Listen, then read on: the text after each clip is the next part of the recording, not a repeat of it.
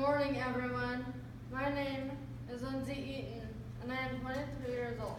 I have autism, and I am part of it. Autism makes it difficult for me to accept criticism, deal with change, and be flexible.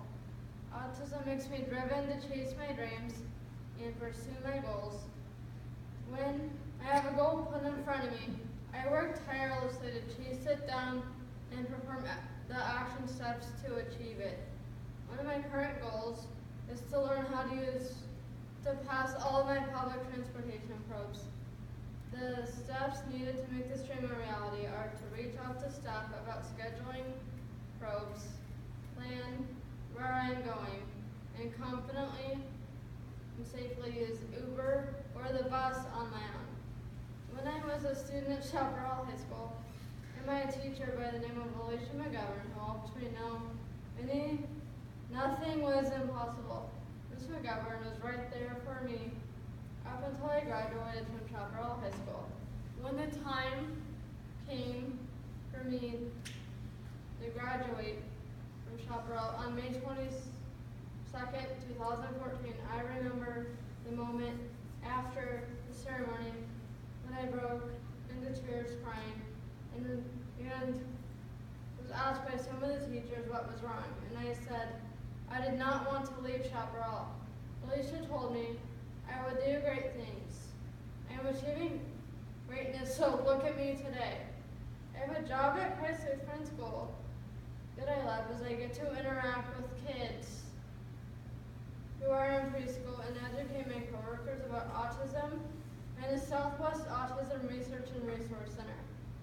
When I turned 22, I knew I wanted to move out of my parents' house, but I did not know. But I also knew I had to work on some daily independence goals like doing laundry on my own.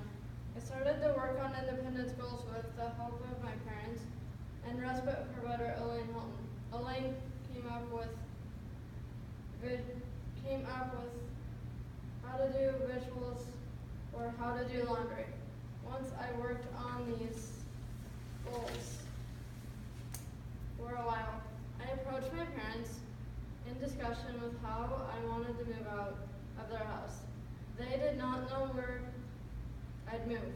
I heard about a residential program operated by the Southwest Autism Research and Resource Center called the First Place Transition Academy.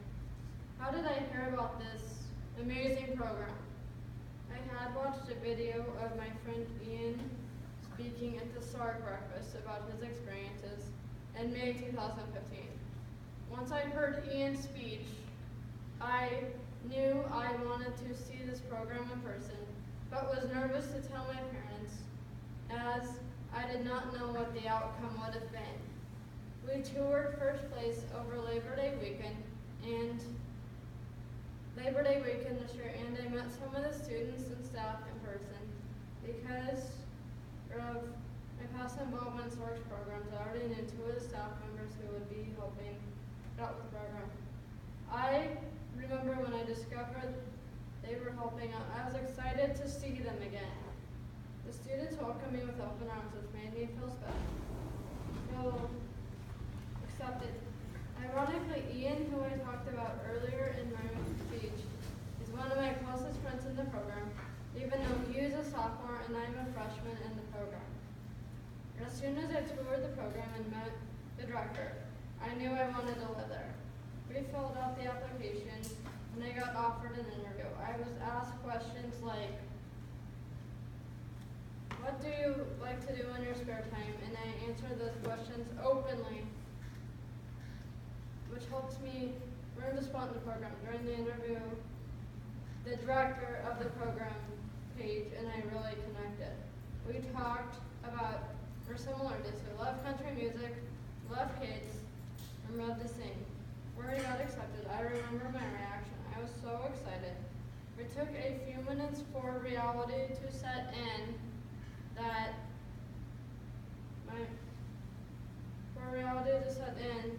it took my mom to tell me to call my friends and family about the news.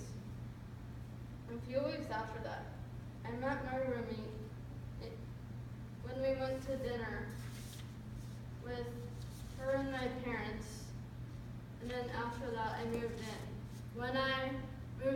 first place, I knew brighter things were ahead for me. I knew I started to cook on my own, do laundry, and then take Uber. My goals as I move forward in the First Place program are to pass all of my probes, like I said, and then continue to stick to a budget, and then do more laundry. Thank you for listening. Thank you, Lindsay. One of the things that I found interesting in your speech was that your sense of like not knowing what the outcome would be, but you took a risk.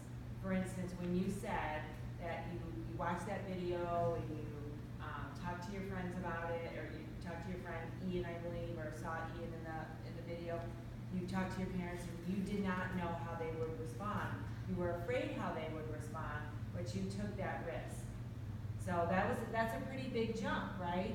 A lot of times we don't know what the outcome will be, but your parents are good people to kind of discuss those kind of things with, right?